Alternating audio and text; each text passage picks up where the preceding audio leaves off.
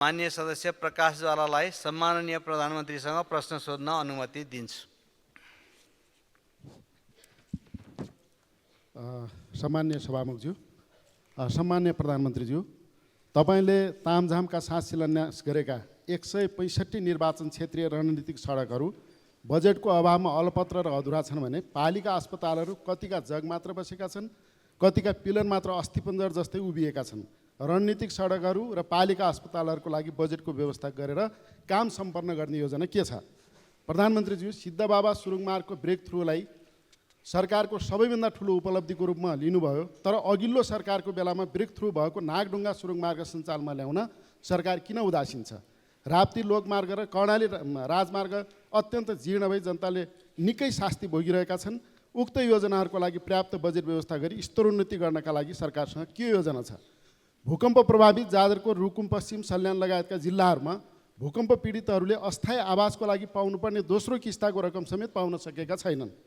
भूकम्प पीडितको पुनर्स्थापना र क्षतिग्रस्त संरचनाको पुनर्निर्माणको काम त सुरु पनि भएको छैन। छाप्रोमा बस्न विवश बाढी पहिरो पीडित र भूकम्प प्रभावित क्षेत्रका जनताका समस्या कहिले समाधान गर्नुहुन्छ? सहकारी पीडित, चर्को ब्याजबाट पीडित लघुवित्त पीडित, मिटर ब्याज पीडित, गुठी पीडित मोय किसान, उचित मूल्य नपाएका उखु किसान, भुक्तानी नपाएका दुध किसान, महँगीको मारमा परेका आम जनसमुदायलाई सरकारले कहिले दिन्छ न्याय र राहत? धन्यवाद। अब सम्माननीय प्रधानमन्त्री केपी शर्मा ओलीलाई उक्त प्रश्नको जवाफ दिन अनुमति दिन्छु। सम्माननीय सभामुख महोदय,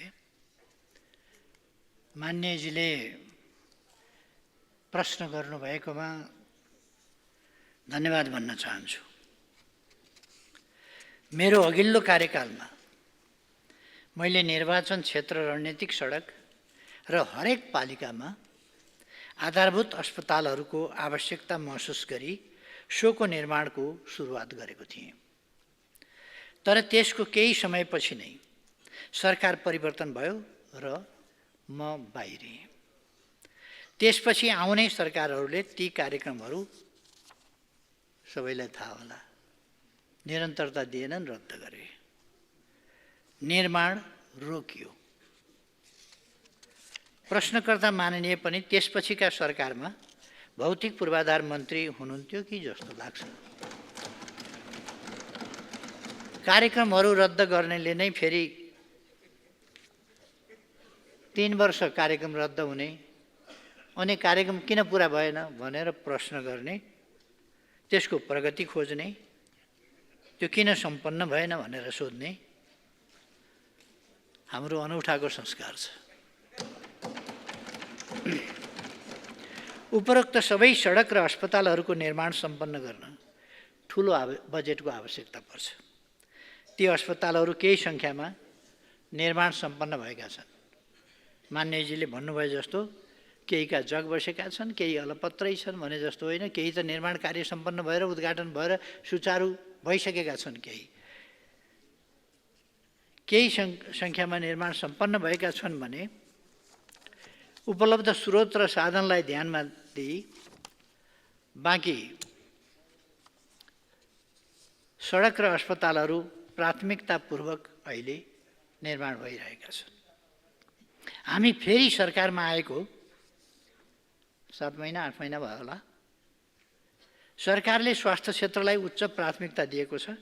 स्थानीय तहमा 5, 10 र 15 बेडका अस्पतालहरू निर्माणाधीन छन् या निर्माण भइरहेका छन्।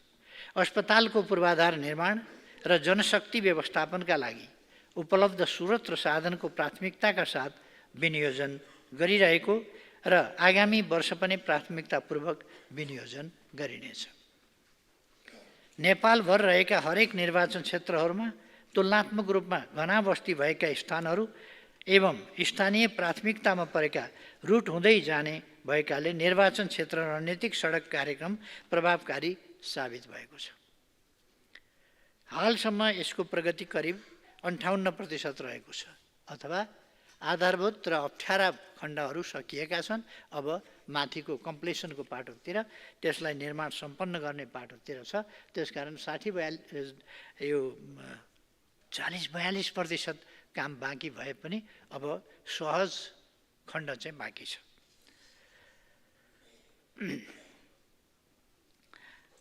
अधिकांश सडकहरू यस आर्थिक वर्षमा नै सकिने भएकाले सरकारले उच्च प्राथमिकताका साथ बजेट व्यवस्थापन गर्ने विश्वास दिलाउन चाहन्छु। सरकारले खास गरी सडक पूर्वाधार विकासलाई महत्त्व दिई सोही अनुरूप बजेट विनियोजन गर्ने गरेको छ। मान्यज्यूले उठान गर्नुभएको सिद्धबाबा सुरुङ मार्गको ब्रेक थ्रु हुनु खुसीको कुरा हो। उक्त सुरुङ मार्ग 83 चैत्रमा सक्ने लक्ष्य रहे तापनि हालसम्म कुल 43% सहित 1126 मिटर मुख्य सुरुङ खन्ने कार्य सम्पन्न भएको छ भने यसको सञ्चालन र व्यवस्थापन समेत निर्माण व्यवसायीबाट हुने गरी व्यवस्था मिलाइएको छ। त्यसै गरी नागढुङ्गा सुरुङ मार्गका सम्बन्धमा कुरा गर्दा उक्त सुरुङ मार्ग 2082 कार्तिकमा सक्ने लक्ष्य रहेकोमा हालसम्म 85% प्रगतिसहित अत्यावश्यक पर्ने लाइटिङ भेन्टिलेसनहरूको कार्य भइरहेकोले निर्माण कार्य सम्पन्न हुने चरणमा रहेको छ। यसै गरी राप्ती लोकमार्ग यो केही समय अगाडि ब्रेक थ्रु भएको भन्ने यहाँ उल्लेख गर्नुभएको छ। सायद यो त्यस बेला म थिइनँ ब्रेक थ्रु हुँदा भनेको हो कि, तर यो सुरुङ मार्ग पनि मैले नै प्रारम्भ गरेको कुरो यसो स्मरण गराउँ कि जस्तो लाग्यो। राप्ती लोकमार्गमा 60 करोड बराबरको स्रोत सुनिश्चित गरी निर्माण कार्य अगाडि बढाइँदैछ। कर्णाली राजमार्गको जीर्ण खण्डहरूमा मर्मत कार्यहरू भइरहेको अवस्था छ।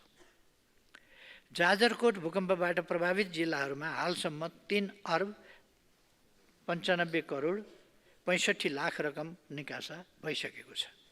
रुकुम र जाजरकोट जिल्लामा जिल्ला विपद व्यवस्थापन समितिबाट सिफारिस भई रितपूर्वक आएका सबै भूकम्प प्रभावितका लागि प्रथम र दोस्रो किस्ताको रकम पठाइसकिएको छ। 2081 माघ महिनामा मात्रै भूकम्प प्रभावितहरूका लागि थप रु 80 करोड निकासा भएको छ। जाजरकोट भूकम्पको विस्तृत क्षति आकलनका लागि इन्जिनियरहरूको पहिलो टोली यसै हप्तादेखि फिल्डमा खटिने छ। मनसुनजन्य विपद एवं भूकम्पबाट प्रभावितहरूको समस्या समाधानका लागि विपद व्यवस्थापन राष्ट्रिय परिषदको मिति 81 पौष 28 गते बसेको बैठकले रु 1 अर्बको पुनर्निर्माण तथा पुनर्स्थापना योजना स्वीकृत गरी निजी आवास र भौतिक पूर्वाधार पुनर्निर्माणको लागि स्पष्ट मार्गचित्र तयार भएको छ। सोको प्राथमिकताको आधारमा कार्यान्वयन हुँदै जानेछ। यो भूकम्प गएको भनेको गत वर्ष कार्तिकतिर गएको थियो, म सम्झाउन चाहन्छु। तर क्षति कति भयो भन्ने पनि नभएको 35-36 हजार या 37 हजार घर भएका ठाउँमा 48 हजार घरलाई पहिलो किस्ता वितरण गरेको। कहाँबाट आए 48 हजार घर? जहाँ जिल्लामै 37-38 भन्दा त माथि छँदै छैन, 37 हजारभन्दा माथि घर छैनन्, त्यो ठाउँमा 48 हजार घर भत्किएर प्राथमिक क्षति कसरी वितरण भयो त्यो अचम्म लाग्छ। घर कहाँ सिमाना नागेर बाहिर गइयो कि सबै भत्किएका थिएनन्, तिनीहरूको दुईपल्ट हिसाब भयो कि के भएर त्यस्तो भयो? त्यतापट्टि अहिले नजाउँ भइगयो। सरकारले सहकारी क्षेत्रमा देखिएका समस्या समाधानका लागि नीतिगत, संस्थागत र व्यवस्थापकीय सुधारका कार्य गरिरहेको छ र पहिले देखिएका समस्याहरू बिस्तारै समाधान उन्मुख रहेका छन्। सहकारी ठगीमा चालु आर्थिक वर्षमा मात्र नेपाल प्रहरीबाट रु 5 अर्ब 21 करोड ठगी गरेको आरोपमा 48 वटा मुद्दा दर्ता भइसकेका छन्। सरकारले सहकारी सम्बन्धी केही नेपाल ऐनलाई संशोधन गर्न बनेको अध्यादेश 2081 जारी गरेको छ, जुन यस क्षेत्रमा देखिएका समस्या समाधानका लागि कोसेढुङ्गा साबित हुनेछ। त्यसै गरी बचत तथा ऋणको मुख्य कारोबार गर्ने सहकारीहरूको नियमनका लागि राष्ट्रिय सहकारी नियमन प्राधिकरणको गठन गरी कार्य सम्पादन भइरहेको छ। यहाँले उठान गर्नुभएको अनुचित लेनदेन मिटर ब्याज पीडितलाई न्याय र राहत दिने सम्बन्धमा यस समस्याको अन्त गरी दीर्घकालीन समाधान गर्नका लागि जाँचबुझ गरी राय सुझाव सहितको प्रतिवेदन पेश गर्न गठन भएको आयोगमा दर्ता भएका मध्ये 5200 उजुरी फर्सेट भइसकेका छन्। यसैगरी नेपाल प्रहरीका जिल्लास्थित कार्यालयमा प्राप्त उजुरीहरू छानबिन गरी टुङ्गो लगाउने कार्य भइरहेको छ। मान्यज्यूले उठान गर्नुभएको उखु किसानले आफ्नो उत्पादनको उचित मूल्य नपाएको र दुग्ध किसानको बाँकी रकम भुक्तानी हुन नसकेको विषयमा सरकारको ध्यानाकर्षण भएको छ।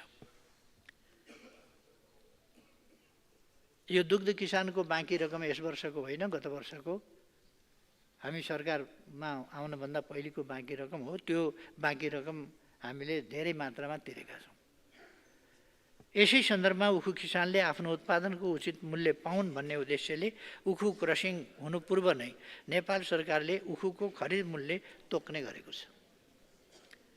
सरकारले निर्धारण गरेको खरिद मूल्यमा कृषकहरूबाट उखु खरिद गरी तुरुन्तै भुक्तानी दिन उखु मिलहरूलाई निर्देशन दिइएको छ। चालु आर्थिक वर्षका लागि मङ्सिर महिनामा उखुको खरिद मूल्य रु 585 प्रति क्विन्टल तोकिएको छ।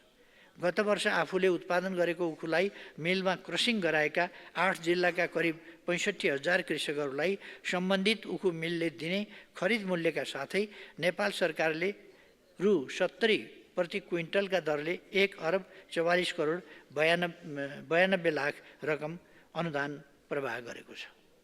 यस सम्बन्धमा चाहिँ अहिलेको अर्थतन्त्रलाई हेरेर अलिक पुनः विचार गर्नुपर्ने अवस्था पनि देखिन्छ। अब दुग्ध किसानको भुक्तानी सम्बन्धमा दुग्ध विकास संस्थानले हालसम्म 2 अरब 4 करोड रकम भुक्तानी दिइसकेको छ। दुग्ध विकास संस्थानलाई दुध बिक्री गर्ने सबै कृषकहरूको भाद्र मसान्तसम्मको बाँकी रकम भुक्तानी भइसकेको छ भने बाँकी रकम पनि क्रमशः भुक्तानीको प्रक्रियाका लागि अघि बढाएको छ। केही निजी डेरीहरूले कृषकहरूलाई भुक्तानी गर्न बाँकी रहेको दुध बिक्री रकम यथाशीघ्र भुक्तानी गर्न निर्देशन दिएको छ। जनतालाई मान्य सदस्यहरू आपसमा कुराकानी नगरिकन प्रश्नको उत्तर सुन्न म अनुरोध गर्छु। निजी डेरीहरूले कृषकहरूलाई भुक्तानी गर्न बाँकी रहेको दुध बिक्री रकम यथाशीघ्र भुक्तानी गर्न निर्देशन दिइएको छ। जनतालाई महँगीको मारबाट मुक्त गर्न नियमित रूपमा चाडबाडको समयमा सघन रूपमा बजार अनुगमन गर्ने गरिएको छ। खाद्य व्यवस्था तथा व्यापार कम्पनी लिमिटेड र साल ट्रेडिङ लिमिटेड जस्ता सार्वजनिक संस्थानबाट चाडबाड लक्षित सुपथ मूल्य पसल देशका विभिन्न स्थानमा सञ्चालन गर्ने गरिएको छ। कानुन विपरीतका क्रियाकलाप कोही कसैले गरेमा प्रचलित कानुन बमोजिम कारबाही गर्न सरकार प्रतिबद्ध छ।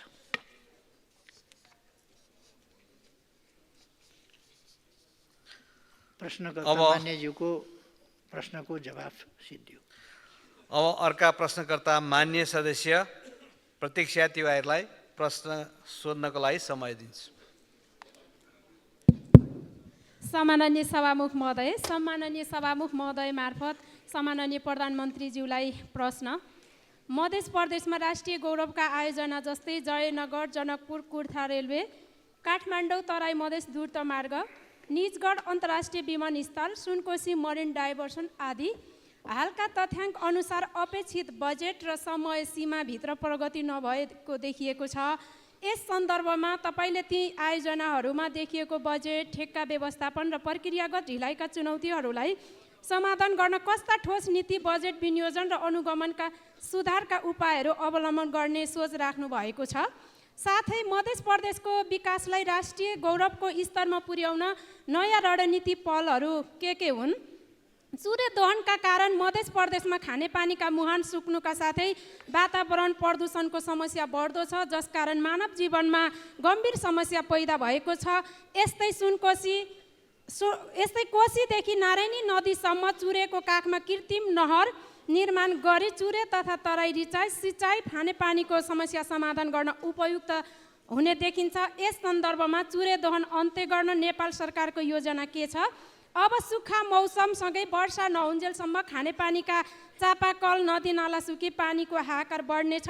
खानेपानी व्यवस्थापनको लागि तत्कालीन र दीर्घकालीन ठोस योजना के छ जान्न चाहन्छु। धन्यवाद। अब सम्माननीय प्रधानमन्त्रीजी जवाफ दिनुहुन। सम्माननीय सभामुख महोदय, माननीय ज्यूको प्रश्नमा मेरो जवाब यस प्रकार छ। तराई मधेसमा रहेका एवं त्यहाँका नागरिक लाभान्वित हुने आयोजनाहरूलाई सरकारले सधैँ प्राथमिकतामा राखेको छ। यी आयोजनाहरूले तराई मधेस क्षेत्र मात्र नभएर समग्र देशको आर्थिक एवं सामाजिक विकासमा योगदान पुर्याउने भएकोले देशकै राष्ट्रिय गौरवका आयोजनाहरू हुन्। 16औं योजनामा यी आयोजनाहरूलाई प्राथमिकताका साथ समावेश गरिएको छ।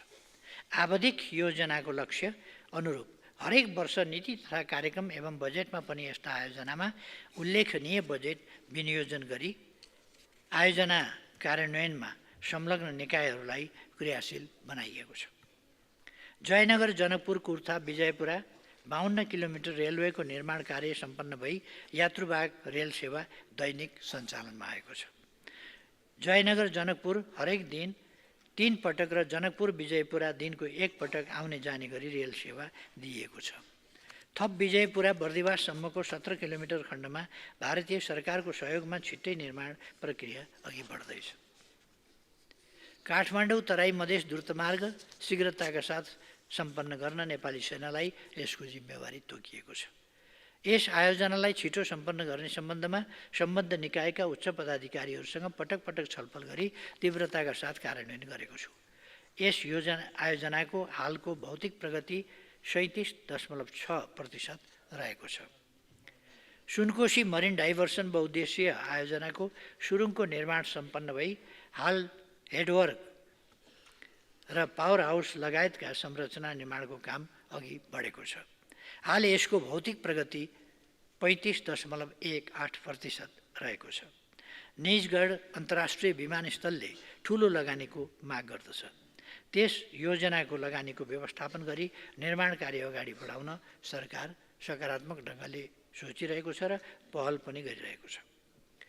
चुरेको भूबनोट माटोको प्रकृति, जैविक विविधतामा ह्रास र छोटो समयमा सघन वर्षा आदि कारणले यो क्षेत्र अति संवेदनशील छ।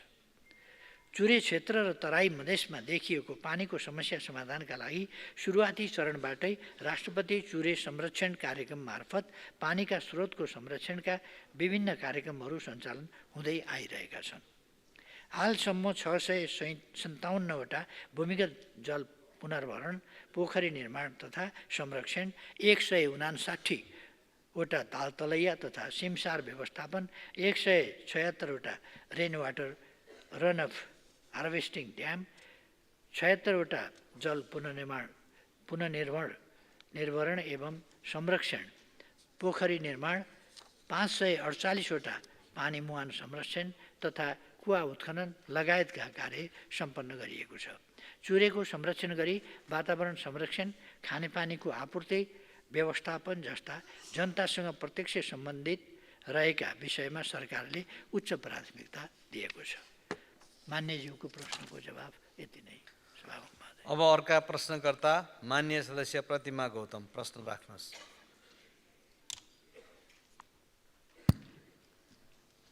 सम्मान्य सभामुख मार्फत म प्रधानमन्त्रीज्यूलाई प्रश्न गर्न चाहन्छु।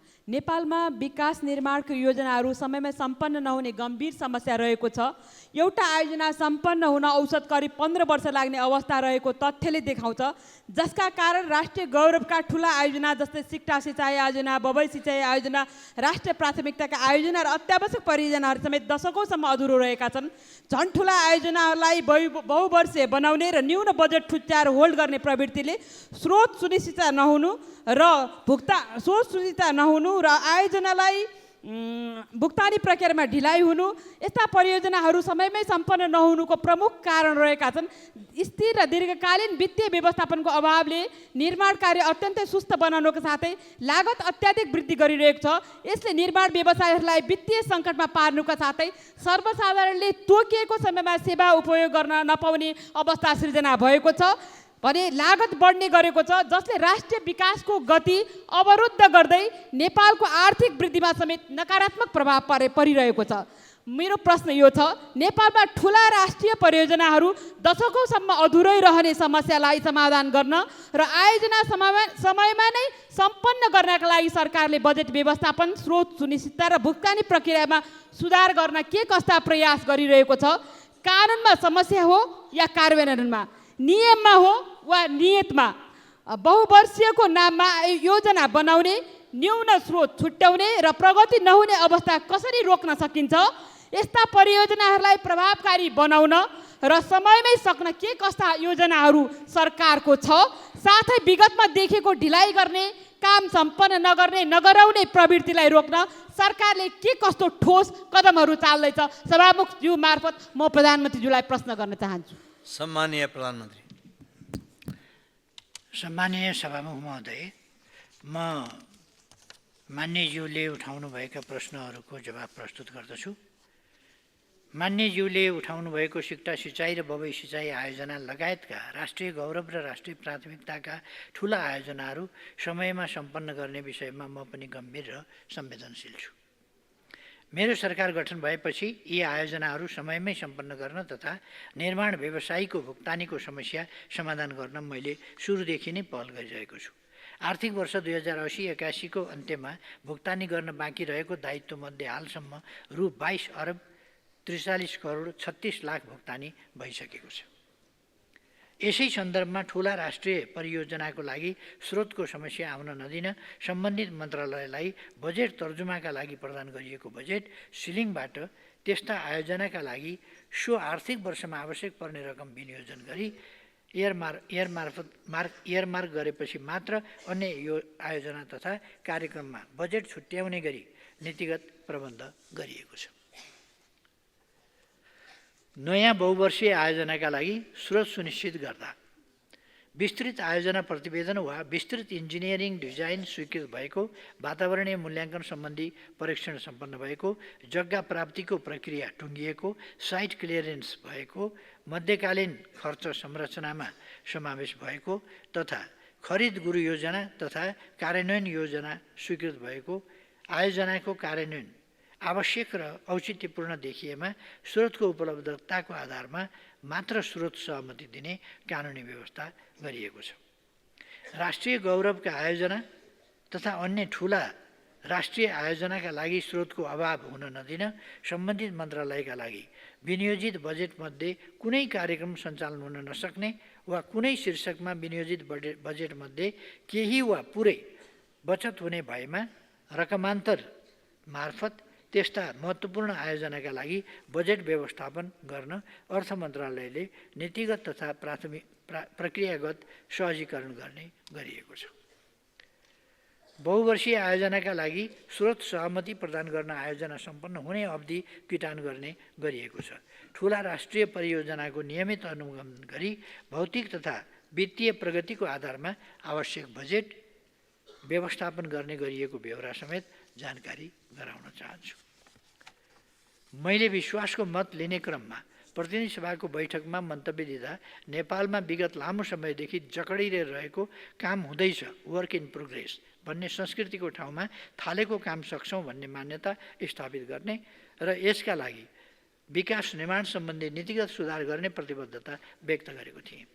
विकासको ढाँचा, गति र संस्कृतिमा सुधार गर्न राष्ट्रिय योजना आयोग एवं अन्य सरकारवाला मन्त्रालयसँग परामर्श गरी आयोजना तर्जुमाको खाका प्रोजेक्ट प्लानिङ टेम्प्लेट स्वीकृत गरी कार्यान्वयनमा ल्याइएको छ।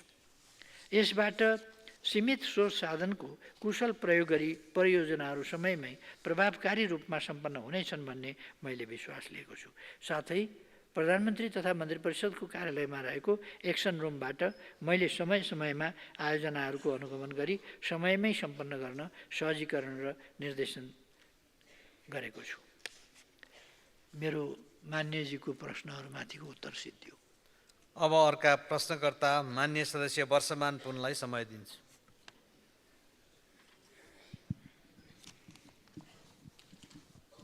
सम्माननीय सभामुखज्यू, सम्माननीय प्रधानमन्त्रीज्यू, अर्थतन्त्रमा शिथिलता आएको छ, जनताको चुलो महँगीको मारमा परेको छ, पुँजीगत खर्च भइरहेको छैन, युवाहरूको पलायन बढेको बढै छ, समग्र अर्थतन्त्र सुधार गर्न सरकारको नीति र प्राथमिकताहरू के छन्? विगत सरकारले विश्वविद्यालय संस्थान आदिमा कायम गरेको मेरिटोक्रेसीप्रति वर्तमान सरकारले ध्यान नदिएको, दलीयकरण र हस्तक्षेप गरेको तथा ती निकायहरूमा व्यावसायिक दक्षताको आधारमा काम गर्ने वातावरण नरहेको देखिन्छ। सरकारले त्यसलाई सुधार गर्न के कस्तो सोच बनाएको छ? सत्तापक्षका नेता र माननीयज्यूहरूले अध्यादेशको औचित्य पुष्टि गर्न पटक पटक संसदले कानुन बनाउनै सकेन भन्ने गरेको सुनियो। कानुनको मसौदा गर्ने, संसदमा प्रस्तुत गर्नेदेखि पारित गर्नेसम्मको प्रमुख जिम्मेवारी सरकारको हो। हामी सबैलाई थाहा छ, बहुमतले विधेयक पारित हुन्छ। 2/3 बहुमतको दाबी गर्ने सत्तापक्षले संसदमा बहुमत गुमाइसकेको हो र कि संसदको गरिमालाई होच्याउने नियतले त्यस्ता कुरा गर्नुभएको हो? धन्यवाद। सम्मानीय प्रधानमन्त्री जवाफ दिनुहोस्। सभामुख महोदय, रुचिकर प्रश्नहरू छन्। मान्यजीलाई प्रश्नका लागि धन्यवाद भन्न चाहन्छु। देशको अर्थतन्त्रबारे चिन्ता गर्नुभएकोमा यसअघिका अर्थमन्त्री समेत रहनुभएका प्रश्नकर्ता मान्यजीलाई धन्यवाद नदिई कसरी बस्ने। 7 महिना अगाडि तपाईँ आफै अर्थमन्त्री हुनुहुन्थ्यो।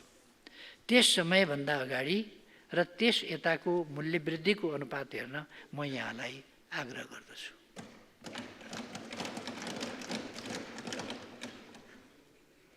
फेरि पनि प्रश्न गर्नुभएकोमा, सरकारको ध्यानाकर्षण गर्नुभएकोमा धन्यवाद छ। तर उस बेलाको पनि अलिकति सम्झिनुपर्छ कि जस्तो लाग्यो।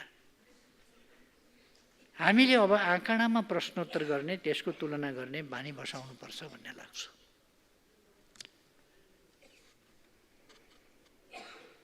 तपाईको अर्को प्रश्न छ, पुँजीगत खर्च भइरहेको छैन। हो, हाम्रो पुँजीगत खर्च कम छ, तर मान्यज्यू अर्थमन्त्री भएको अवधिको तुलनामा भने अलि बढी नै छ। यसै अवधिको तुलनामा चालु आर्थिक वर्षको 6 महिनाको पुँजीगत खर्च 15%ले वृद्धि भएको छ। हाम्रो अर्थतन्त्रमा सुस्तता एकै दिनमा आएको होइन र सुस्तता एकै दिनमा हट्ने पनि होइन। हामी सरकारमा आएपछि अर्थतन्त्र सुधारका लागि गम्भीर रूपमा काम गरिरहेका छौँ र सुधारका केही नतिजाहरू पनि देखिएका छन्। असारमा धान नरोपेपछि नै हो मङ्सिरमा धान नफल्ने। नरोपेपछि त फल्ने कुरै भएन नि। अघिल्लो सरकारका नीति खर्चका प्राथमिकतालाई अलग्गै राखेर अहिले अर्थतन्त्र सुध्रेन भन्नु राम्रो हुँदैन। तर अहिले हामी कानुनमा भएका अप्ठ्याराहरूलाई पनि हटाएर अर्थतन्त्रलाई सुधार्ने, लगानीको वातावरण बनाउने, उत्पादन बढाउने काम गरिरहेका छौँ। हाम्रो देशको सार्वभौम साख मूल्याङ्कन BB- आएको छ। यसको अर्थ के हो भने के हो? अन्तर्राष्ट्रिय जगतले नेपाललाई लगानी योग्य सुरक्षित देशको रूपमा हेर्न थालेको छ। कर तथा भन्सार प्रणालीलाई डिजिटल बनाउँदै महसुल भुक्तानी सहज पारिएको छ। नेपाल राष्ट्र ब्याङ्कले ब्याज दरलाई घटाउने नीति ल्याएसँगै बैङ्कहरूको ब्याज दर एकल अङ्कमा झरिसकेको छ। अब उद्योग, व्यापार र स्टार्टअपहरूका लागि राम्रो अवसर छ। मान्यजीको अर्को प्रश्न छ, विश्वविद्यालयमा मेरिटोक्रेसी बारे। मेरिटोक्रेसी आलङ्कारिक भाषणको विषय होइन। शब्दको राम्रो पोसाक लगाएर मेरिटोक्रेसी हुने भए आज विश्वविद्यालयमा जे भइरहेको छ त्यस्तो हुन्थ्यो र? बाहिर शब्दको राम्रो पोसाक लगाउने र भित्र अर्कै गर्ने भइरहेको थियो। आज त्यसको परिणाम विश्वविद्यालय र हाम्रा संस्थाहरूले भोगिरहेका छन्। हामी त्यस्ता संस्थाहरूमा व्यावसायिक दक्षतालाई नै मुख्य योग्यता बनाउने गरी काम अगाडि बढाइरहेका छौँ।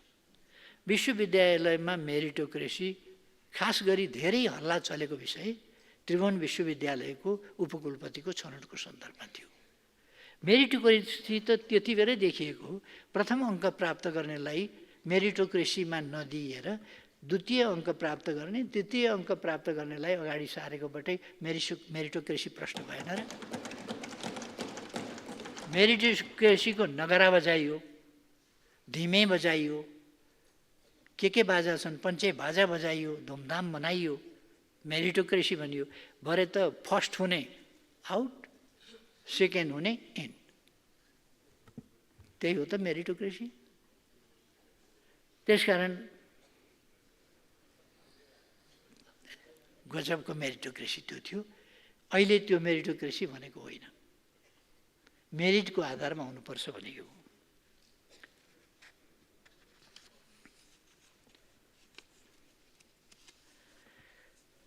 अध्यादेश ल्याएर संसदलाई किन होच्याएको भन्ने मान्यज्यूको प्रश्नको मैले जवाब दिइरहनु पर्दैन, किनभने म सम्मानीय सभामुखज्यू मार्फत 2080 वैशाख 20 गतेको दिन सम्झन उहाँलाई आग्रह गर्न चाहन्छु। त्यस दिन उहाँ आफै सम्मिलित सरकारले संसद सुरु हुनुभन्दा 4 दिन अघि अध्यादेश ल्याएको थियो। अध्यादेश ल्याउने अधिकार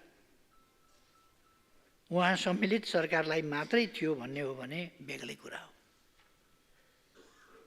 तर आवश्यक पर्दा सरकारले अध्यादेश ल्याउन सक्ने व्यवस्था संविधानले नै गरेको छ।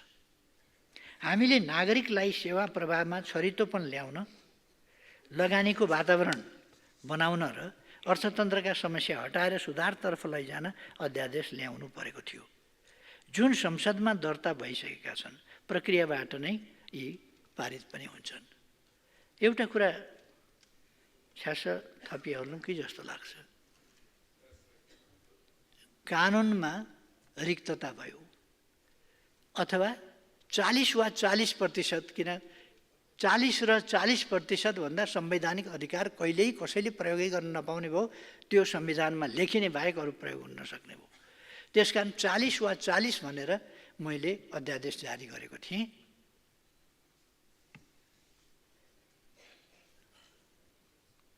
मैले बिर्सेँ त्यसको विरोध कसले गरेका थियौँ पनि, निकै कडै विरोध गरेका थियौँ जस्तो लाग्छ मलाई। यो लोकतन्त्र सिद्ध्याउन खोज्यो, संविधान मास्न खोज्यो, संविधान विरोधी प्रधानमन्त्री आदि इत्यादि भनिएन, संविधान पल्टाउने कोसिस गरिएन, विरोध जोड जुलुमसँग भयो। मलाई मात्रै संविधानको कार्यान्वयन गर्नु पनि थिएन। त्यसो भए लौ न त मैले अध्यादेश फिर्ता लिएँ। पछि त मेरै पार्टी फुटाउनलाई 20 वा 20 भनेर अध्यादेश जारी गरे होइन र? 20 वा 20%। अस्ति अध्यादेश ल्याउन भन्दा अगाडि मैले धेरै हल्ला सुने पार्टी फुटाउनका लागि। मैले अस्ति पनि यसै सदनमा उभिएर भने, कुनै पार्टी फुटाउने, कसैको पार्टी फुटाउने वा जोडिदिने मेरो काम पनि होइन र म त्यता लागेको पनि छैन। मेरो त्यो सौखको विषय होइन र यस्ता खुद्रा विषय मेरो कार्यसूचीमा छैनन्। मैले त्यो भनेको थिएँ। र अहिले ल्याएको मैले त्यस प्रकारको अध्यादेश पनि ल्याएको छैन। त्यो यस संसदमा विधिवत कानुनी प्रारूप दिनै पर्नेछ। त्यो कमसेकम म कसैको पार्टी फुटाउने ध्येय राखेर 20 वा 20 भन्ने चाहिँ ल्याउने छैन। 20 वा 20 जस्तो प्रावधान चाहिँ ल्याउने छैन।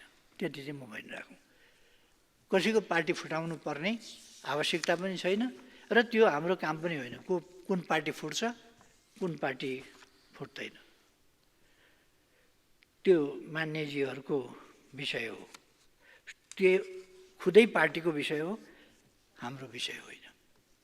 त्यसर्थ मलाई लाग्छ अध्यादेश छिटो छरितो कामको लागि ल्याइनुपर्छ। यस अध्यादेशको अहिले ल्याएका अध्यादेशहरूको उद्यमी व्यवसायीहरूले वेलकम गरेका छन्, युवाहरूले वेलकम गरेका छन्।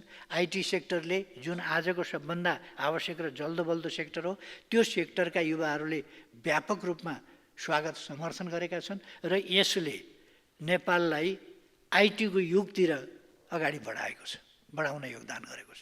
त्यसर्थ यो किन विरोध गरे अब प्रतिपक्षले बुझ्दिनँ। अरू सबैले स्वागत गरेका छन्। धन्यवाद प्रश्नकर्ता मान्यजीलाई। अब अर्का प्रश्नकर्ता मान्य सदस्य डाक्टर प्रकाश शरण महतलाई प्रश्न राख्न समय दिन्छु।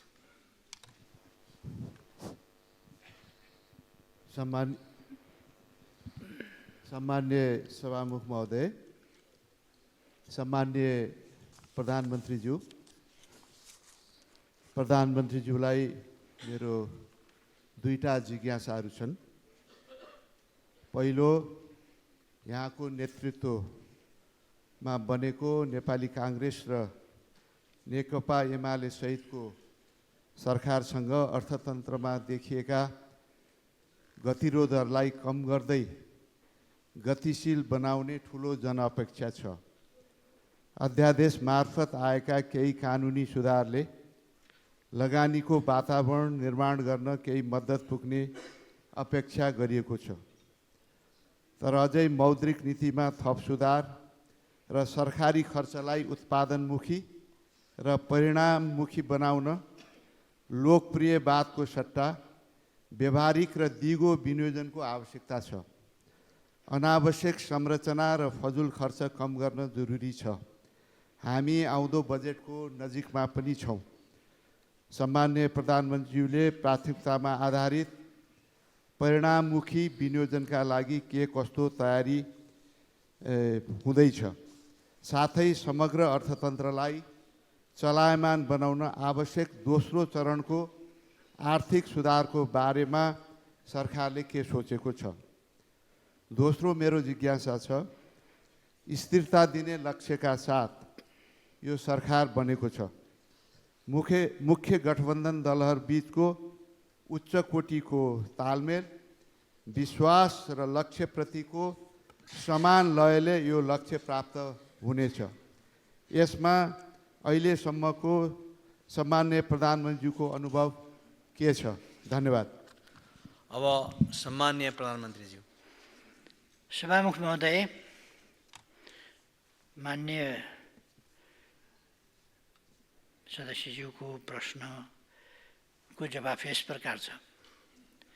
सर्वप्रथम अर्थतन्त्रलाई गतिशील बनाउने सम्बन्धमा मान्यज्यूले राख्नुभएको सुझावका लागि धन्यवाद।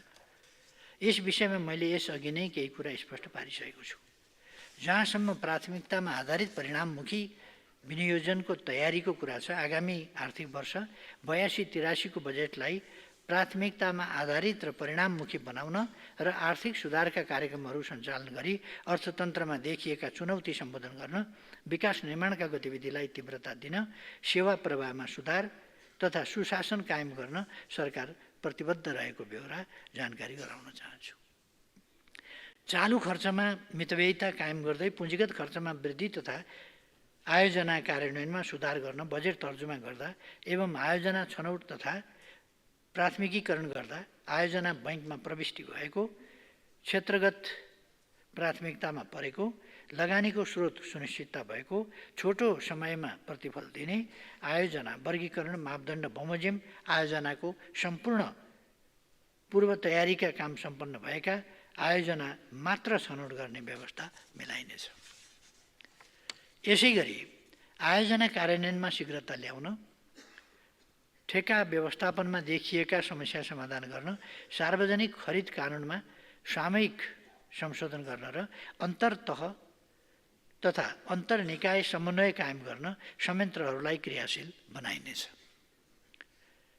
यसै गरी हालै जारी अध्यादेश मार्फत भएका नीतिगत र कानुनी सुधारले व्यावसायिक वातावरणमा सुधार आउने र लगानी अभिवृद्धि भई आर्थिक गतिविधि बढ्ने विश्वास लिएको छु। विकास, समृद्धि र स्थिरताका लागि नै नेपालको प्रजातान्त्रिक आन्दोलनमा महत्त्वपूर्ण भूमिका रहेका दुई ठूला राजनीतिक दलहरूसहित अन्य दलहरू मिलेर वर्तमान सरकारको गठन गरिएको। गठबन्धनमा रहेका दलहरूबीच मुलुकको विकास र समृद्धिलाई निरन्तरता दिई राजनीतिक स्थिरता कायम गर्दै अगाडि बढ्ने विषयमा सत्ता साझेदार दलहरूबीच कुनै शङ्का उपशङ्का गर्न जरुरी छैन। हामीबीच उच्च विश्वास र समझदारी रहेको छ। धन्यवाद। अब अर्का प्रश्नकर्ता मान्य सदस्य प्रभु हजारा। सम्मान्य सभामुख महोदय, सम्मान्य प्रधानमन्त्रीज्यू, हजुर नै योभन्दा अगाडि प्रधानमन्त्री रहनुभएको बेला स्वास्थ्य क्षेत्रलाई ख्याल राखी वीरगञ्जको नारायणी अस्पताल 500 शय्याको अस्पताल निर्माण गर्न 1 अरब 55 करोड विनियोजन गरी टेन्डर प्रक्रिया अगाडि बढिरहेको अवस्थामा ठेकदार र भवन विभागको बीच विवादले सर्वोच्च अदालतमा मुद्दा चलिरहेको थियो। सो सम्बन्धमा यही माघ 28 गते सर्वोच्च अदालतले फैसला गरेको छ। उक्त फैसलाबाट भवन निर्माणको लागि मार्ग प्रशस्त भएको छ। त्यस भेगमा जनताले सम्माननीय प्रधानमन्त्रीज्यूप्रति धेरै आभारी छन्। यो कार्यलाई सम्पन्न हुने गरी अगाडि नेपाल सरकारको कसरी सोच रहेको छ। त्यसैगरी विगत 4 वर्षमा मुलुकको चालु खर्च 100% बढ्यो तर राजस्व अपेक्षित अनुसारको उठ्न सकेको छैन। वित्तीय व्यवस्थापन खर्च बढेको छ। यस्तो अवस्थामा चालु खर्चको दायरा घटाउँदै उल्लेखनीय मात्रामा पुँजीगत खर्च बढाउनु कस्तो योजना बनाउनु भएको छ। साथै चैत वैशाख महिना आउन लागेको छ। देशमा अब हावाहुरी आउनेछ। तराईमा आगलगी र पहाडमा डढेरो हुनेछ। यसको पूर्व तयारी कस्तो अवस्थामा छ। हालै सरकारले एउटा निर्णय गरेको छ। सचिव स्तरीय निर्णयहरू मन्त्री परिषदमा नलैजाने। त्यसका लागि मैले यो सरकारको ठुलै सुशासनको बलियो पाइला हो। यसका लागि म सरकारलाई धन्यवाद दिन चाहन्छु। धन्यवाद। सम्माननीय प्रधानमन्त्रीज्यू। सम्मानीय सभामुख महोदय, मलाई अलिकति खुट्टामा थोरै समस्या भएको हुनाले कुर्सी प्रयोग गर्ने गरिएकै छ। कुर्सीले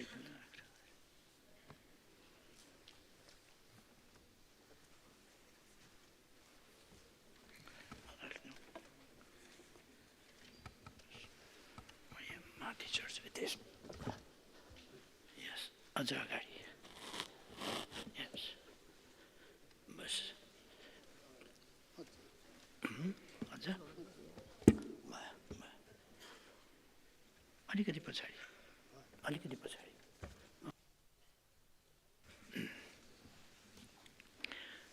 सम्मानीय सभामुख महोदय, वीरगञ्ज स्थित 500 शय्याको नारायणी अस्पताल निर्माण गर्ने सम्बन्धमा सम्मानित सर्वोच्च अदालतमा मुद्दा परेकोले केही समय निर्माण कार्यमा ढिलाइ भएको हो। अदालतको फैसला पश्चात निर्माण कार्य अगाडि बढाउन आगामी आर्थिक वर्षमा कार्यक्रम तथा बजेट व्यवस्थापन गरिने विश्वास दिलाउन चाहन्छु। चालु खर्च घटाई पुँजीगत खर्च बढाउन सरकारले विभिन्न कदम चालेको छ। साथै सार्वजनिक खर्चलाई मितव्ययी तथा प्रभावकारी बनाउने सम्बन्धी मापदण्ड 2081 नेपाल सरकारबाट स्वीकृत भई कार्यान्वयनमा ल्याइएको छ। पुँजीगत खर्च बढाउन गत आर्थिक वर्षको सृजित दायित्व रकमान्तर मार्फत भुक्तानी सहजीकरण गरिएको छ। न्यून विनियोजन भएका कम प्राथमिकताका विकास नतिजाहरूको हिसाबले कम महत्त्वका र पूर्व तयारी पुरा नभएका आयोजना तथा कार्यक्रमको कार्यान्वयन स्थगित गरी यस्ता आयोजना तथा कार्यक्रममा विनियोजित रकम उच्च प्राथमिकताका साथ आयोजनामा रकमान्तर गर्ने विषयलाई सरकारले प्राथमिकता दिएको छ। राष्ट्रिय गौरवका आयोजना र राष्ट्रिय महत्त्वका प्राथमिकता प्राप्त आयोजना कार्यान्वयनमा स्रोतको अभाव हुन नदिने व्यवस्था मिलाइएको छ। साथै बहुवर्षीय आयोजनालाई व्यवस्थित गर्न आयोजनाको बहुवर्षीय ठेक्का सहमति सम्बन्धी मापदण्ड 2081 कार्यान्वयनमा ल्याइएको ब्यौरा जानकारी गराउन चाहन्छु। आगलागी र डढेलोबाट हुने सम्भावित जोखिमको विषयमा सरकार संवेदनशील रहेको छ। हिउँदे वर्षामा आएको कमी र बढ्दो तापक्रमका कारण विगतभन्दा चाँडै डढेलो तथा आगलागीका घटनामा भइरहेको वृद्धिलाई मध्यनजर गरी सकेसम्म यस्ता घटना हुन नदिने र भइहालेमा सोको नियन्त्रण र न्यूनीकरणका लागि सबै जिल्लामा डढेलो तथा आगलागी नियन्त्रण पूर्व तयारी तथा प्रतिकार्य योजना बनाई कार्य गरेर निर्देशन दिइएको छ। नियोजित रूपमा वन डढेलो लगाउने व्यक्तिलाई प्रचलित कानुन बमोजिम कारबाही समेत गरिनेछ। मान्यज्यूको प्रश्नको जवाब सकियो छ। अब प्रश्नकर्ता मान्य प्रेमबहादुर आले। सम्मान्य सभामुख महोदय, सम्मान्य प्रधानमन्त्रीज्यूलाई म विकाससँग सम्बन्धित रहेर केही प्रश्न गर्न चाहन्छु। पहिलो प्रश्न, सुदूरपश्चिम प्रदेशको सबैभन्दा महत्त्वपूर्ण आयोजना धनगढी, खुटिया, दिपायल, बझाङ, चैनपुर हुँदै उरै भन्ज्याङ सडक दक्षिणमा भारतसँग जोडिएको एक बहुआयामिक सडक आयोजना हो। यो सडक कैलाश मानसरोवरसम्म जाने नेपालकै सबैभन्दा छोटो दूरीको सडक मार्ग भएकोले नेपाल भारतका करोडौँ हिन्दू धर्मावलम्बी यस सडक भएर कैलाश मानसरोवरसम्म जाने भएको हुनाले मुलुकको आर्थिक गतिविधिलाई समेत उचाइमा पुर्याउने यो सडक मार्ग निर्माण गर्नु अपरिहार्यता भएको छ। अहिले 1 अरब बहुवर्षीय योजनाको लागि स्रोत सुनिश्चित भई ठेक्काको चरणमा छ। तर यो बजेट सडक निर्माण पुरा गर्न अति न्यून भएकोले आउँदो बजेटमा सडक निर्माणलाई तीव्रताका साथ सम्पन्न गर्न रु 2 अरब बजेट विनियोजन गर्नुपर्ने आवश्यकता भएकोले यस विषयमा सम्माननीय प्रधानमन्त्रीज्यूको प्रतिबद्धता सहितको उत्तर दिन म हार्दिक अनुरोध गर्न चाहन्छु। साथै मेरो दोस्रो प्रश्न, सहजपुर बिपीनगर बोक्टान दिपायल सडक 2076 फागुन 7 गते तपाईँ नै प्रधानमन्त्री हुँदा डोटी जिल्लाको बिपीनगरमा शिलान्यास गरी सहजपुरदेखि अत्तरकाँडासम्म करिब 50 किलोमिटर सडक कालोपत्रे निर्माण सम्पन्न भइसकेको छ। तर सडकलाई बोक्टानसम्म थप अगाडि बढाउन कालोपत्र गर्न इन्डियन एक्जिम ब्याङ्कको रकम रोड इम्प्रुभमेन्ट प्रोजेक्ट अन्तर्गत सडक विस्तार गर्नुपर्ने भएकोले सो सडकलाई अत्तरकाँडादेखि बोक्टानसम्म कालोपत्रे गर्न अरू सबै प्रक्रिया पुरा भइसकेकोले भारत सरकारले प्रोजेक्ट स्वीकृत गरेपछि मात्र आयोजनाले टेन्डर आह्वान गर्ने भएकोले प्रोजेक्ट स्वीकृतिका लागि सम्माननीय प्रधानमन्त्रीज्यूबाट निर्देशनको लागि पनि म हार्दिक अनुरोध गर्न चाहन्छु। धन्यवाद। सम्माननीय प्रधानमन्त्रीज्यू। सम्मान्य सभामुख महोदय, मान्य प्रेमबहादुर आलेले गर्नुभएको प्रश्नको जवाफ यस प्रकार छ। धनगढीदेखि दिपायल हुँदै उरै भन्ज्याङसम्म निर्माण हुने सडकले यात्रा अवधि उल्लेखनीय मात्रामा घट्न जाने हुनाले यसको निर्माण र स्तरोन्नति सरकारको प्राथमिकतामा रहेको छ। सरकारले हालै स्रोत सुनिश्चितता प्रदान गरेकोले आयोजनाको केही दिनमा नै ठेक्का प्रक्रिया सुरु हुनेछ। यहाँले दोस्रो प्रश्नमा उल्लेख गर्नुभएको सहजपुर बोक्तान दिपायल सडकका सम्बन्धमा नेपाल सरकार र भारतको एक्जिम ब्याङ्क बीच सम्पन्न लाइन अफ क्रेडिट एग्रिमेन्ट अन्तर्गत उक्त सडक खण्डको करिब 50 किलोमिटर निर्माण कार्य सम्पन्न भइसकेको छ। उक्त सडकको बाँकी खण्डको निर्माणका लागि भारत सरकारसँग कूटनीतिक पहल गरिएकोमा उक्त खण्डलाई एलओसी 3 मा समावेश भएको जानकारी प्राप्त भएको छ। यस आयोजनाको निर्माण कार्यलाई सरकारले उच्च प्राथमिकतामा राखेको छ। यति भन्दा जवाफ पुग्छ जस्तो लाग्छ सभामुख महोदय। अब प्रश्नकर्ता मान्य सदस्य प्रेम सुवाल।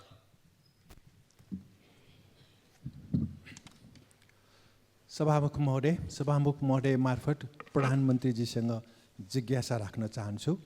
विद्यालय शिक्षा निःशुल्क र अनिवार्य तथा विश्वविद्यालय शिक्षा निःशुल्क नेपालीको सम्पत्तिको सीमाङ्कन र विदेशमा सम्पत्ति राख्न नपाउने, ठुल्ठुला भ्रष्टाचारी र मानव अधिकारको गम्भीर उल्लङ्घन गर्नेहरूलाई मृत्युदण्डको सजाय समेत हुने कानुनी व्यवस्था नभएसम्म व्यापक जनताको हित होला र समाजवाद कार्यान्वयन होला र सरकारले समाजवादलाई व्यवहारमा कार्यान्वयन गर्न के कस्तो काम गर्दैछ? सार्वजनिक संस्थानहरू एक गरी व्यक्ति वा निजी कम्पनीलाई बेच्नु समाजवाद नै हो र? धन्यवाद। सम्माननीय प्रधानमन्त्री।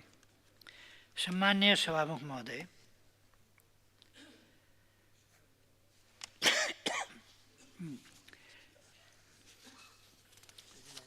मान्यज्यूले उठाउनु भएको पहिलो प्रश्नको विषयमा म प्रश्न पार्न चाहन्छु। नेपालको संविधानले आधारभूत तहसम्मको विद्यालय शिक्षा निःशुल्क र अनिवार्य एवं माध्यमिक तहसम्मको शिक्षा निःशुल्क पाउने व्यवस्था गरे बमोजिम कार्यान्वयन भइरहेको मान्यज्यूलाई जानकारी गराउन चाहन्छु। स्रोत साधनले भ्याएसम्म भविष्यमा विश्वविद्यालय शिक्षा समेत कसरी सबैको पहुँचभित्र अर्थात् सकेसम्म निःशुल्क कसरी बनाउने त्यसतर्फ पनि सरकारको ध्यान गएको छ। नेपालको संविधानको धारा 25 मा सम्पत्तिको हक अन्तर्गत प्रत्येक नागरिकलाई कानुनको अधीनमा रही सम्पत्ति आर्जन गर्ने, भोग गर्ने, बेचबिखन गर्ने, व्यावसायिक लाभ प्राप्त गर्ने र सम्पत्तिको अन्य कारोबार गर्ने हक हुनेछ भन्ने विषय समावेश गरिएकोमा जग्गाको हदबन्दीको व्यवस्था र प्रगतिशील कर प्रणाली अवलम्बन गरिएबाट सम्पत्तिको सीमाङ्कनको प्रबन्ध भएकै देखिन्छ। जहाँसम्म विदेशमा सम्पत्ति राख्न नपाउने कानुनी व्यवस्था गर्न मान्यज्यूले उठाउनु भएको विषय छ। विदेशमा लगानी गर्न प्रतिबन्ध लगाउने ऐन 2021ले कसैले विदेशमा कुनै किसिमको विदेशी सेक्युरिटी, विदेशी फर्मको साझेदारी, विदेशी बैंक अकाउन्टेन्ट, विदेश स्थित घर जग्गामा लगानी गर्न नपाउने व्यवस्थाले उक्त कार्यलाई निषेध गरेकै अवस्था छ।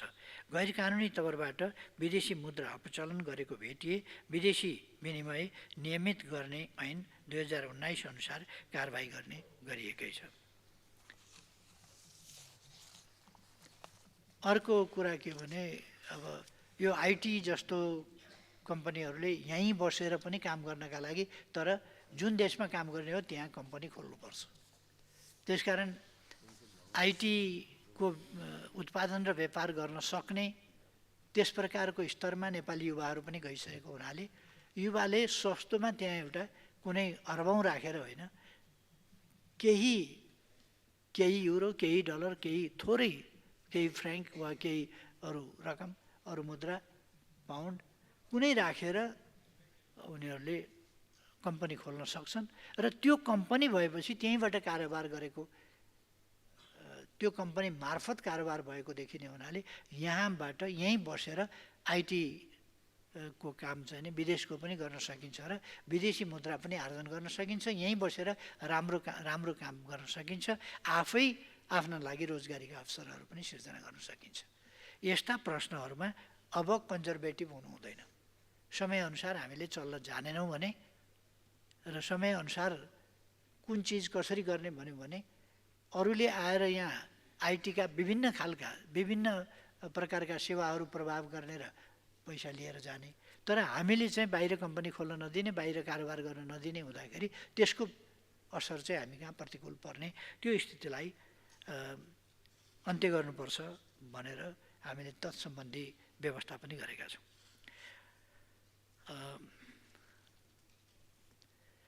नेपालको संविधानको धारा 16 मा रहेको सम्मानपूर्ण बाँच्न पाउने हकमा कसैलाई पनि मृत्युदण्डको सजाय दिने गरी कानुन नबनाइने कुरा उल्लेख भएको र मृत्युदण्ड उन्मूलन गर्ने उद्देश्यले व्यवस्था भएको नागरिक तथा राजनीतिक अधिकार सम्बन्धी अन्तर्राष्ट्रिय प्रतिज्ञापत्रको दोस्रो स्वैच्छिक प्रोटोकल 1989 को नेपाल पक्ष राष्ट्र समेत रहेको हुँदा मान्यज्यूले माग गर्नु भए चाहिँ भ्रष्टाचारीलाई मृत्युदण्ड गर्ने कानुनी व्यवस्था गर्न मिल्ने देखिँदैन।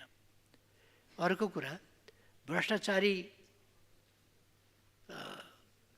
यो कानुनले गरिएको फैसला हामी मान्छौँ, तर कानुनले गरेको फैसला मान्छेले नै गर्ने हो र कहिले कहिले प्रमाण नपुगेका हुन सक्छन्, प्रमाण फरक ढङ्गले देखिएको हुनसक्छ र फैसला उपयुक्त नहुन पनि सक्छ।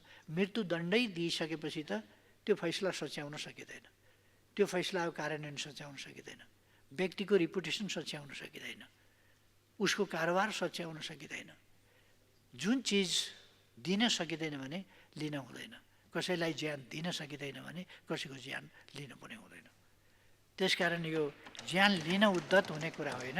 हामीले मानवतावादका साथ, मानवीयताका साथ कानुनी राज, न्यायसङ्गत कानुन, कानुन सम्मत शासन, कानुन सम्मत समाज, कानुन सम्मतको सामाजिक प्रणाली, त्यसमा जोड दिनुपर्दछ, न कि अरूको ज्यान लिन उद्धत हुने। अरूको ज्यान लिन उद्धत हुने सोच चाहिँ नि उपयुक्त हुन्छ भन्न चाहिँ सकिँदैन। हाम्रो संविधानले र हाम्रो यता पछिल्लो समय आएर गरिएका ट्रेडिसनले पनि त्यो दिँदैन। हामीले हेऱ्यौँ, राणा शासन हेऱ्यौँ, शुक्रराज शास्त्रीलाई फाँसी दिएको हेऱ्यौँ, कति अनाहकमा दिएको छ फाँसी, उहाँ प्रजा परिषदको पनि होइन, प्रजा परिषदको सदस्य पनि होइन। उहाँ एउटा धर्मशास्त्रका प्रवचन गरेर त्यसमार्फत यति हो शास्त्रमा वर्णन गरेका कुराहरू कि अपराधी राजाहरू, अपराधी शासकहरूको अन्त्य हुन्छ, ती रहँदैनन्, ती समाप्त हुन्छन् भन्ने कुरा उल्लेख गरिएको छ। त्यही कुरा उहाँले भन्नुभएको थियो। अपराध करार गरेर, अपराधी करार गरेर उहाँलाई मृत्युदण्ड दियो। मृत्युदण्ड पाउनेमा, फाँसीको सजाय पाउनेमा पहिलो नाम उच्चारण शुक्रराज शास्त्रीको भएको थियो 97 सालमा। लोकतन्त्रका लागि सामान्य आवाज उठाएका मानिसहरू मारिएका थिए, खुरुखुरु जेल सार्ने न्युमा मारिएका थिए, अरू न्युमा मारिएका थिए र कानुनले पनि हाम्रै अगाडिबाट 45 साल माघ 26 गते हाम्रै अगाडिबाट 25 गते राति हाम्रै अगाडिबाट क्याप्टन यज्ञबहादुर थापा र भीमनारायण श्रेष्ठलाई उठाएर लगिएर गोली हानेर मारेको थियो। कानुनले नै मृत्युदण्ड दिएको थियो।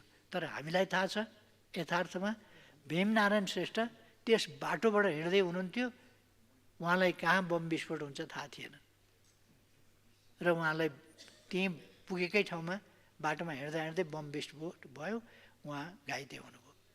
एकातिर बम विस्फोटबाट घाइते हुनु छ, अर्कातिर अपराधी बम पड्काउने भन्ने आरोपका साथ उहाँलाई मृत्युदण्ड दिनु छ। यदि मृत्युदण्ड त्यति बेर नपाएको भए, 2 महिना बाँचेको भए भुट्टो काण्डले त्यसलाई माघ 25 गतेको कुरा त्यो थियो। माघ 25 गतेबाट चैत 25 सम्म पुग्दा त आन्दोलनले अर्को रूप लिएको थियो र त्यो अवस्था नै सिर्जना हुँदैन थियो।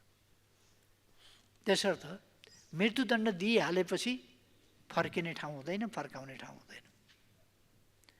र कसरी मृत्युदण्ड दिइन्छ भन्दा यो त पोलिटिकल कुरा भयो। क्रिमिनललाई भन्दा पोलिटिकल मुद्दा लगाएर भए त हुन्थ्यो नि। पोलिटिकल मान्छेलाई क्रिमिनल मुद्दा लगाएर हत्या गर्छ नि त। त्यसकारण कुन पोलिटिकल मान्छेलाई पोलिटिकल भनेर धेरै सजाय दिएको छ, क्रिमिनल भनेर त सजाय दिएको छ।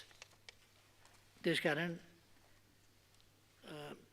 नेपालको संविधान जानी बुझिकन सचेत ढङ्गले निर्माण भएको छ र मृत्युदण्डको पक्षमा हाम्रो संविधान पनि छैन, हाम्रो समाज पनि छैन। एकाध मान्छेले भन्नु बेग्लै कुरा हो।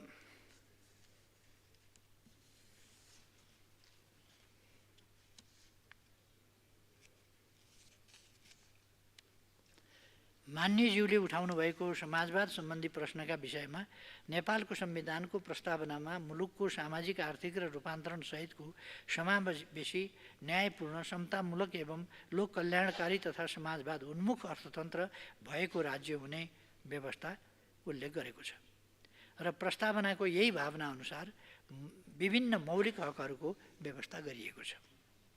संविधानको धारा 43 मा सामाजिक सुरक्षाको हकको व्यवस्था गरिएको छ। उच्च आर्थिक वृद्धि, न्यायपूर्ण वितरण एवं विकासमा सबैको समान पहुँच मार्फत समाजवाद उन्मुख अर्थतन्त्रमा पुग्न सकिने विषयलाई केन्द्रबिन्दुमा राख्दै समृद्ध नेपाल, सुखी नेपालीको अवधारणालाई कार्यान्वयनमा लैजान वर्तमान सरकार प्रतिबद्ध रहेको छ।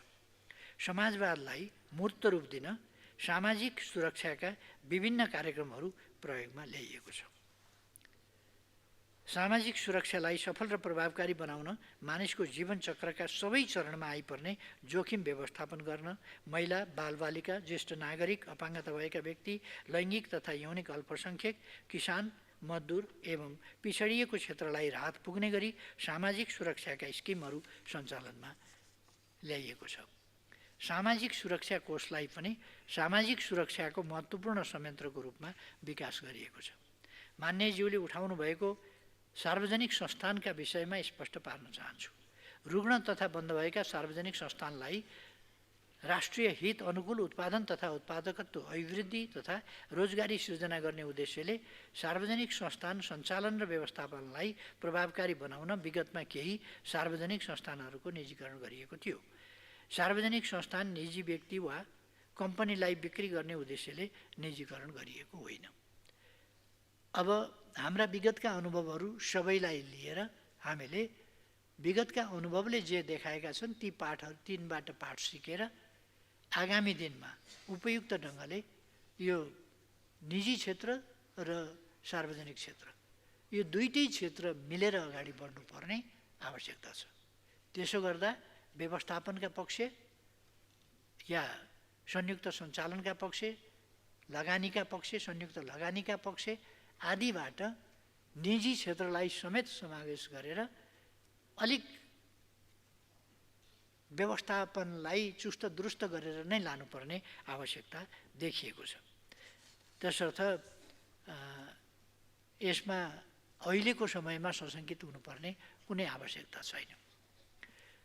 समाजवादको जहाँसम्म विषय छ, हामी यति बेला समाजवादका कुरा गर्छौँ, तर समाजवादलाई सुदृढ गर्ने, सफल बनाउने भन्दा पनि हामीले समाजवादमा हामी पुगेकै छैनौँ। पहिले त समाजवादी प्रणालीमा पुग्नु पर्यो। यो समाजवादी प्रणाली होइन, हामी सङ्क्रमणकालीन स्थितिमै छौँ।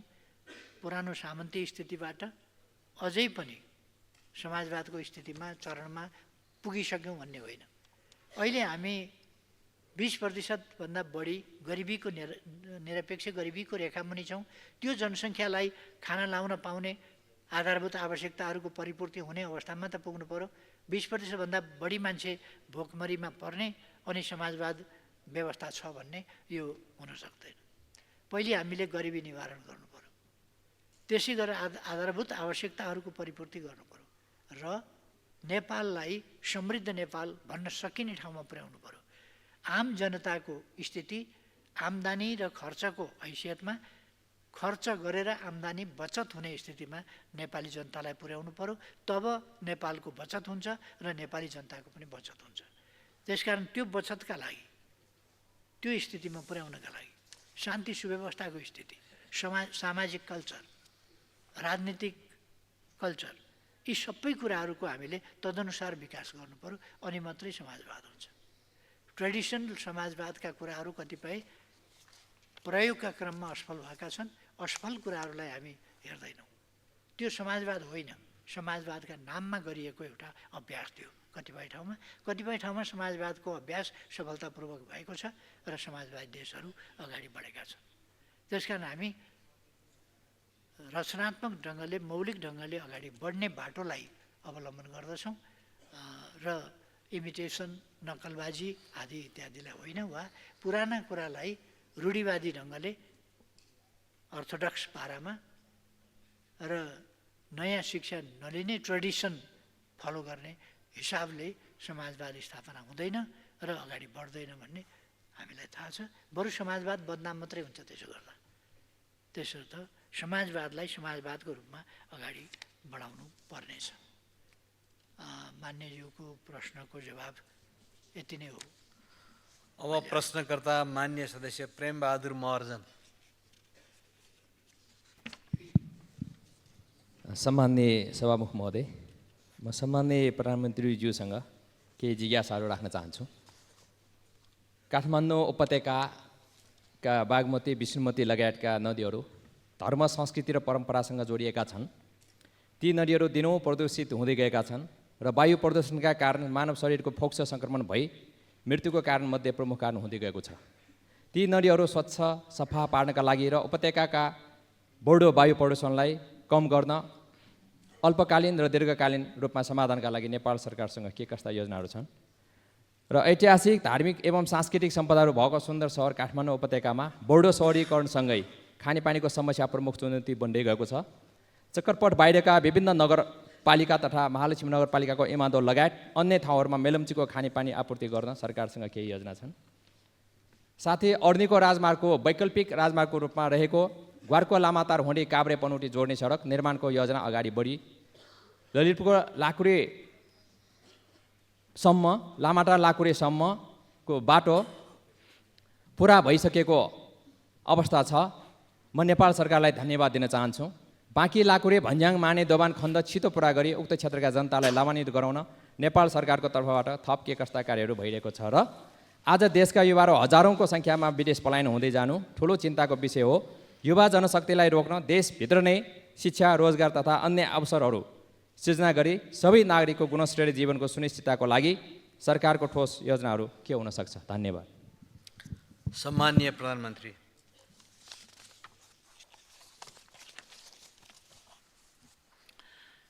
सम्मान्य सभामुख महोदय, म मान्य प्रेम महर्जनले उठाउनुभएका प्रश्नहरूको जवाब प्रस्तुत गर्न चाहन्छु। काठमाडौँ उपत्यकाको हनुमन्ते, मनोहरा, बागमती र यसका सहायक नदीहरूमा सिधै मिसिरहेको फोहोर पानीलाई प्रशोधन गरी नदीहरूलाई पुनः जीवन्त बनाउने उद्देश्यले काठमाडौँ उपत्यकाको धोबीघाट, बालकुमारी, सल्लाघारी, हनुमानघाट, गोकर्णमा फोहोर पानी प्रशोधन केन्द्रहरूको निर्माण कार्य भइरहेको छ। उक्त आयोजना अन्तर्गत गुहेश्वरीमा 3 करोड 24 लाख लिटर प्रतिदिन क्षमताको फोहोर पानी प्रशोधन केन्द्रको निर्माण कार्य सम्पन्न गरी सञ्चालनमा रहेको छ।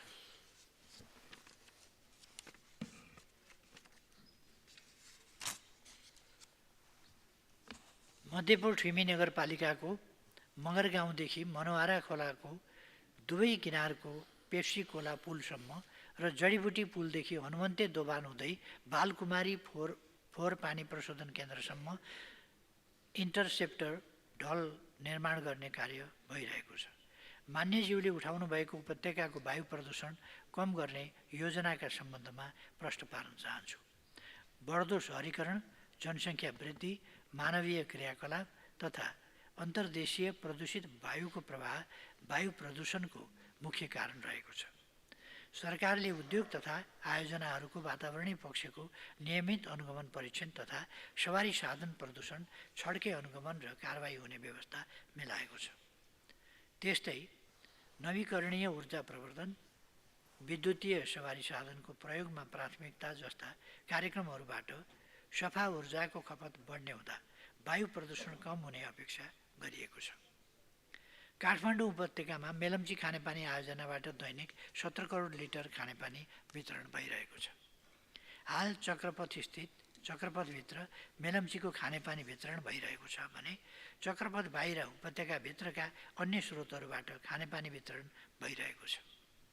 बढ्दो शहरीकरणसँगै काठमाडौँ उपत्यकामा थप खानेपानीको माग भइरहेको अवस्थामा थप पानी आपूर्तिको लागि याङ्ग्री लार्के खोलाबाट दैनिक 34 करोड लिटर पानी ल्याउने विषयमा कार्य अघि बढाइएको छ। त्यसै गरी काठमाडौँ उपत्यकामा थप दैनिक 13 करोड लिटर खानेपानी उपलब्ध गराउन सिस्नेरी खानेपानी आयोजनाको विस्तृत अध्ययन कार्य अगाडि बढाइएको छ।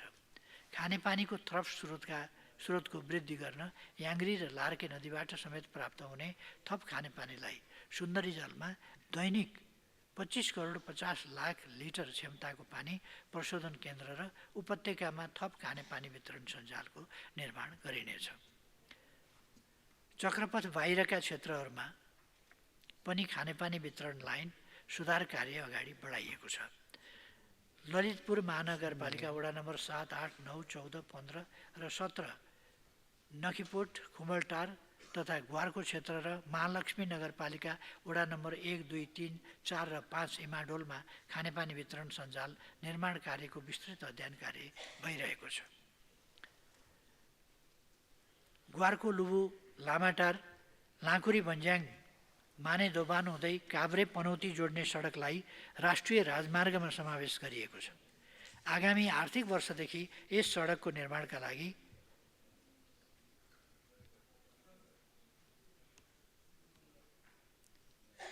बजेट व्यवस्थापन गरिनेछ।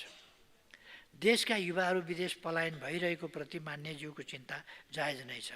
सरकारले देशभित्र गुणस्तरीय शिक्षा, रोजगारी र अन्य अवसरहरू सिर्जना गरी युवा पलायन रोक्न प्राथमिकताका साथ काम गरिरहेको छ। नेपालको संविधानले रोजगारीको हकको सुनिश्चितता गरे बमोजिम सरकारले आर्थिक नीति तथा कार्यक्रम र बजेट मार्फत रोजगारी सिर्जना हुने गरी कार्य गरिरहेको छ। स्थानीय स्तरमा बेरोजगार युवालाई रोजगारीको अवसर प्रदान गर्न उत्पादकत्व र रोजगारी अभिवृद्धि हुने खालका कार्यक्रमलाई प्राथमिकता दिई सोही बमोजिम सबै कार्य अगाडि बढाइएको छ। देशमा लगानीको वातावरण निर्माण गरी रोजगारी सिर्जना गर्न कानुनी तथा संस्थागत सुधारका लागि सरकारले निरन्तर काम गरिरहेको छ। देशभित्र रोजगारीका अवसर सिर्जना गर्नका लागि स्टार्टअप उद्यमलाई 25 लाखसम्मको सहुलियतपूर्ण कर्जा प्रदान गरिएको छ। चालु आर्थिक वर्षमा यस कार्यक्रमबाट 1000 जनाले सहुलियतपूर्ण कर्जा प्राप्त गर्ने गरी काम भइरहेको जानकारी गराउँदैछु। र अलिकति खानेपानीको बारेमा म खानेपानी र वायु प्रदूषणको बारेमा फेरि थप केही कुरा राख्न चाहन्छु।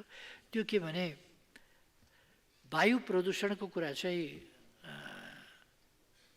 यो हामीले यहाँ उद्योगलाई कडाइ गर्ने, उद्योगबाट चाहिँ यो लोकल जनतामा असर नपरोस् भन्नका लागि हो। हाम्रा उद्योग छन् नै कति, त्यसले प्रदूषण गरेकै छ कति र केही ठाउँहरूमा खानेपानी के उद्योगहरूबाट निस्किएको विभिन्न फोहोर पदार्थहरूले कहीँ बिगारेको छ। एउटा त्यो समस्या छ। नत्र भने हाम्रा इटाभट्टाहरूले लोकल जनतामा प्रभाव, त्यहाँको स्वास्थ्यमा प्रभाव पार्नु एउटा कुरा हो। त्यहाँको स्वास्थ्यमा त गम्भीरै प्रभाव पार्छ। जहाँ इटाभट्टाहरूको सङ्ख्या धेरै छ त्यहाँ जनस्वास्थ्यमा गम्भीरै प्रतिकूल असर पार्दछ। तर आम रूपमा भन्ने हो भने एउटा हाम्रो आफ्नै कारणले भन्दा पनि एउटा त प्राकृतिक कारणले, त्यसमा मानवीय कमी कमजोरीहरू। अब मानवीय कमी कमजोरी मात्रै भनौँ भने अत्यन्त विकसित देशहरूमा अस्ति भर्खरै क्यालिफोर्नियामा विशाल आगलागीले समस्या उत्पन्न गरेको थियो। त्यो एमाजोन रेन फरेस्ट, त्यसमा हुने आगलागीले कहिले महिनौसम्म डढेलो त्यसरी लाग्छ र एउटा भयावह स्थितिको सिर्जना गर्छ। यसै गरेर हाम्रा पनि जङ्गलहरूमा प्राकृतिक कारणले पनि र मानवीय कमजोरीका कारणले पनि आगलागी हुन्छ। जुनसुकै कारणले आगलागी भए पनि वनमा हुने अत्यधिक आगलानी र त्यसबाट हुने कार्बन उत्सर्जन, त्यसले वातावरणमा ठुलो कार्बनमय बनाइदिन्छ हावालाई। त्यो ठुलो प्रदूषणको एउटा माध्यम हो। अर्को छुवाली र पराल, गहुँको छुवाली र पराल, यो गहुँको सिजनमा खास गरी अत्यन्तै ठुलो एरियामा छुवाली डढाएर त्यसको धुलो, त्यसले हिमाल पनि धेरै बिगारेको छ, वातावरण बिगारेको छ।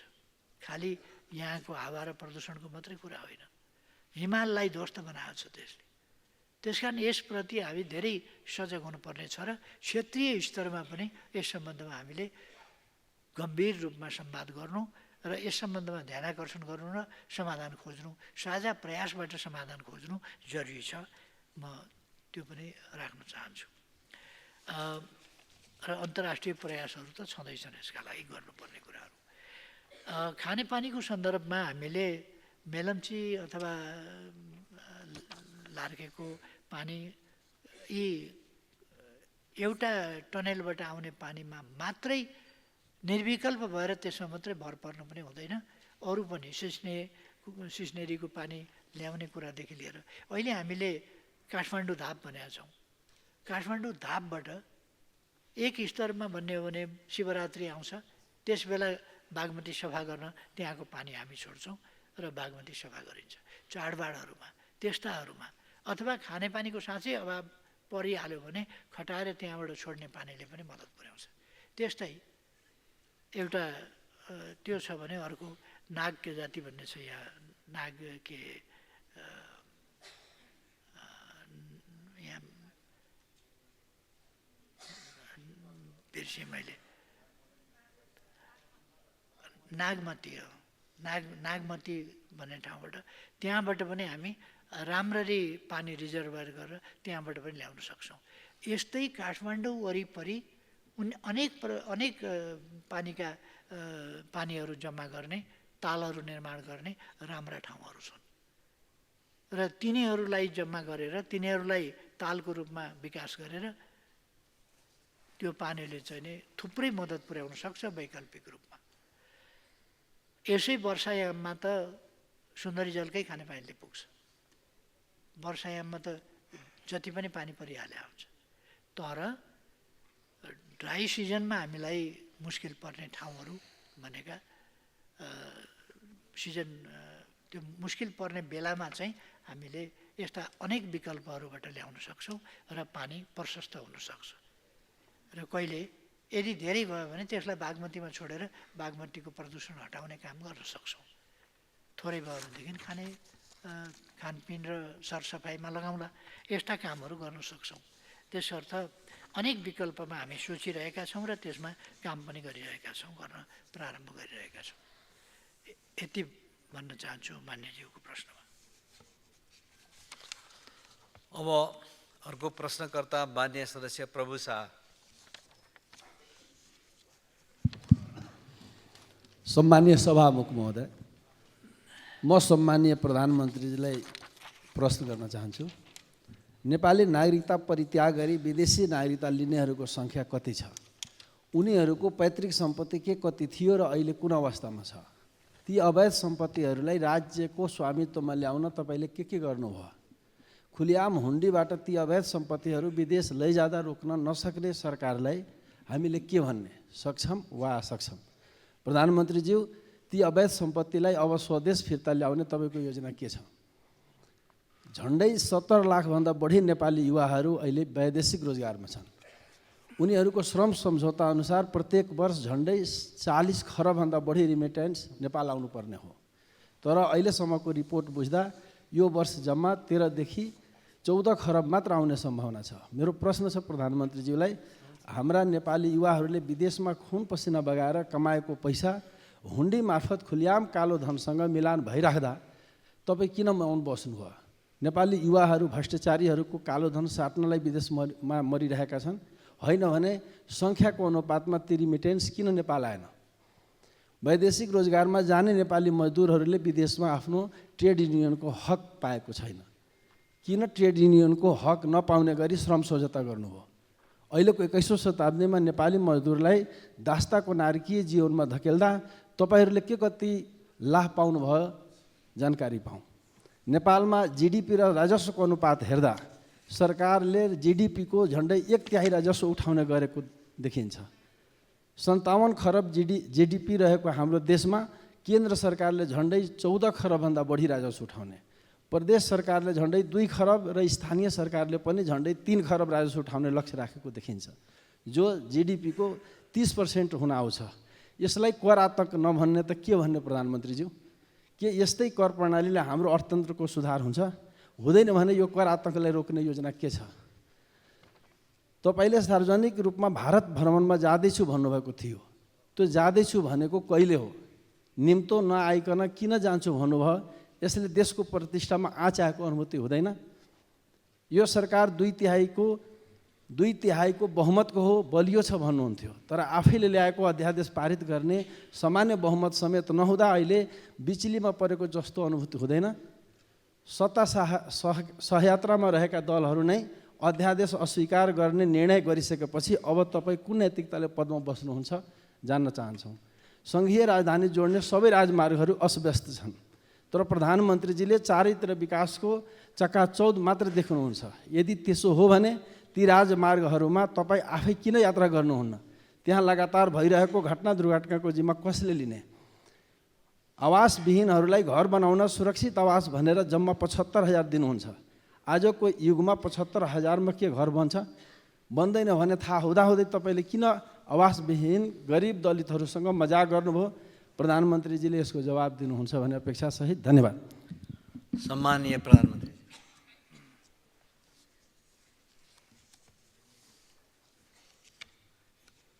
सम्मानीय सभामुख महोदय,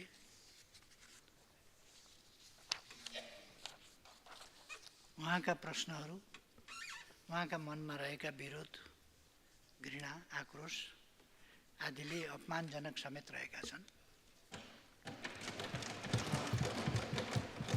संसद जस्तो गरिमामय ठाउँमा यस्तो भाषा कि तपाईँलाई के लाभ भयो, विदेश युवा पठाएर जस्ता भाषा। म म्यान पावर कम्पनीको मान्छे हो। यो अहिले म सरकारमा आएपछि 8 महिनाबाट सुरु भएको हो। यो तपाईँले भने 70 लाख 8 महिनामा गएका हुन्। त्यसो भएर मान्य सदस्य यहाँ आसन ग्रहण गर्नुहोस्। मैले पहिला नै निर्देशन जारी गरिसकेको छु, यसमा दोहोरो बहस छलफलहरू हुँदैन भन्ने कुरा, त्यसकारण तपाईँ आसन ग्रहण गर्नुहोस्। मान्य सदस्य तपाईँ आसन ग्रहण गर्नुहोस्। सम्मानीय सभामुख महोदय, उहाँले मान्यजीले